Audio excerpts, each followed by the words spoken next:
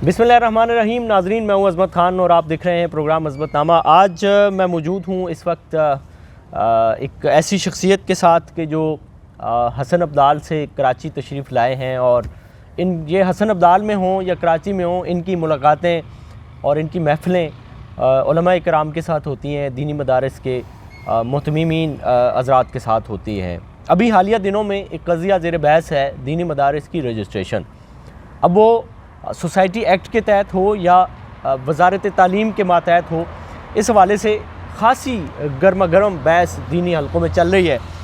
तो मलक साहब की सोबत का फ़ायदा उठाते हैं, ये कराची आए हैं। मलक साहब, थोड़ा सा ये बताएं हमारे नाज़रीन को कि आप बहुत ज़्यादा इन हलकों में करीब रहते हैं और आप इंतज़ामिया के बहुत ज़्यादा करीब रहते हैं, और ख़ुसूसन फिर आप JUI के ज़िम्मेदार होने की वजह से ऐसे मसाइल आपके सामने आते हैं, आप इंतज़ामिया के सामने रखते हैं। तो थोड़ा सा हमारे नाज़रीन को बताइएगा कि ये सिलसिला जो है ये किस तरफ है, अभी इसकी क्या ज़मीनी हक़ाइक़ क्या हैं?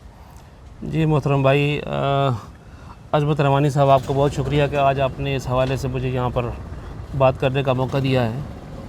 तो ये मसला इस वक्त पाकिस्तान के लिए एक ख़ुसूसन मज़हबी तबके के लिए एक बड़ा अहम इशू इख्तियार कर गया है, और इसमें मौलाना फजल रहमान साहब और वफाकुल मदारिस के हमारे जितने भी बड़े हैं, उन्होंने तो एक बिल चूँकि असम्बली में लाया था, और बिल अपनी जगह पर असम्बली में और इसी तरह सेनेट में भी भरपूर तरीके से कामयाबी हुआ है जी, और उसको रोका गया। आप जानते हैं कि उसको क्यों रोका गया, लेकिन वो बिल कम से कम बन गया है।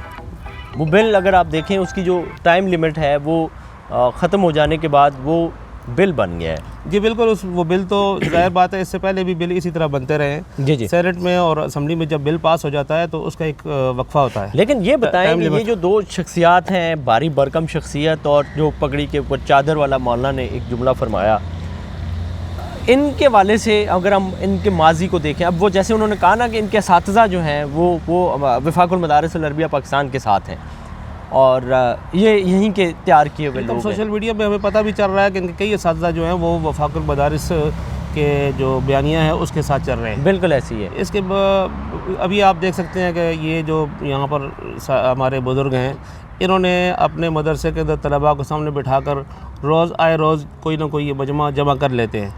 लेकिन हक़ाइक़ तो हक़ाइक़ होते हैं। पूरे पाकिस्तान में 18,000 मदारिस की बात करते हैं, तो मैं समझता हूँ 18,000 के 18 मदारिस भी सही उस मानों में ये जमा करके दिखा। उन्होंने वो भी मदारिस बताए हैं जो भी एक मदरसे का प्लॉट है और उस पर एक तामीरात हो रही हैं, अब इसमें बच्चे आएंगे पढ़ेंगे, लेकिन वो भी उस लिस्ट में मदरसा है। ज़ाहिर बात है, हमारे यहाँ हमारे इलाके में इन्होंने कई मसाजिद, सिर्फ मसाजिद को इन्होंने और एक और बात बिल्कुल क्लियर होनी चाहिए कि जो कोठे का लफ्ज़ इस्तेमाल हुआ है, वो मौलाना की पूरी तकरीर को अगर आप सुने तो वो उन्होंने ऐसे ही जो प्लाट है, जहाँ एक प्लाट था और उसके ऊपर एक छोटा सा कोठा बना दिया गया और उसको मदरसे का नाम दे दिया गया, मौलाना ने उसके बारे में कहा और इन्होंने उसको गलत रंग में पेश किया। ताहिर अशरफी ने कोठा जो लफ्ज़ है जी, उसको इन लोगों ने गलत अंदाज से पेश किया है। कोठा तो हमारे यहाँ हमारे इलाके में कोठा एक कमरे को या किसी भी छत को कोठा कहा जाता है। जी। तो ये उन्होंने उस ज़ुमरे में कोठा कहा था, लेकिन ये है कि वहाँ पर कोठों ही को, सच्ची बात यह है कि इन्होंने कोठों को ही अपने साथ रजिस्टर। बिल्कुल ऐसी मिसालें मैंने खुद भी इस पे RTI किया है, और वज़ारत तालीम से ऐसे कोठों के बारे में मैंने पूछा है कि बताएं,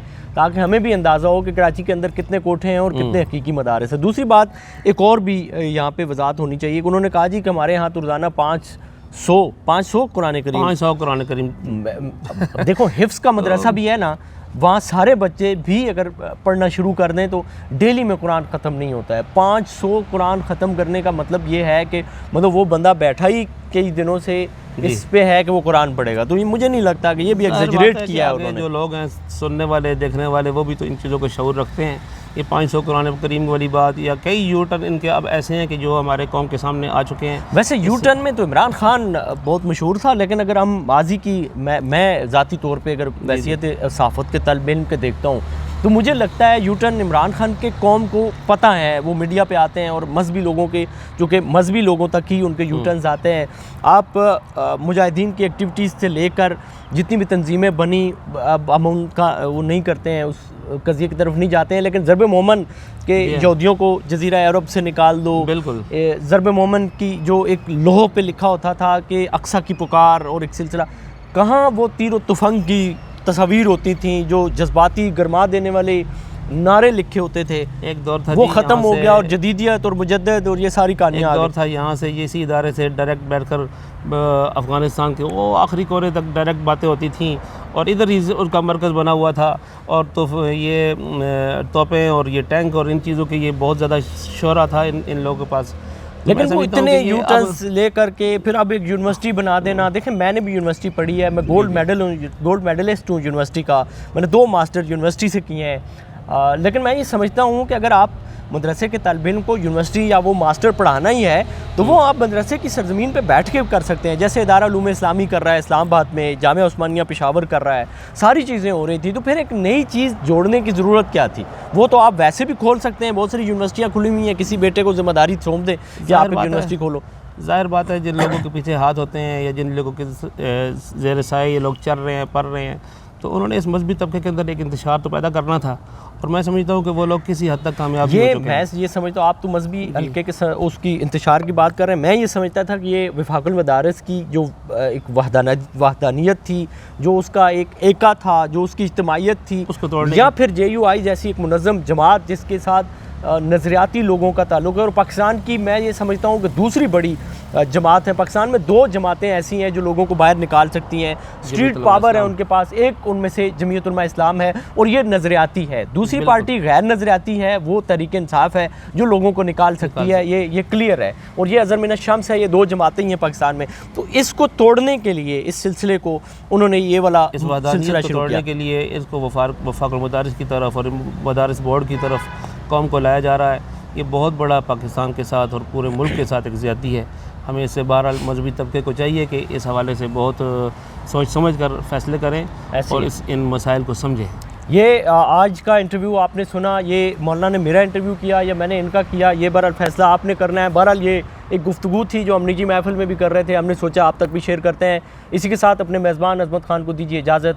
अल्लाह ने के बाद।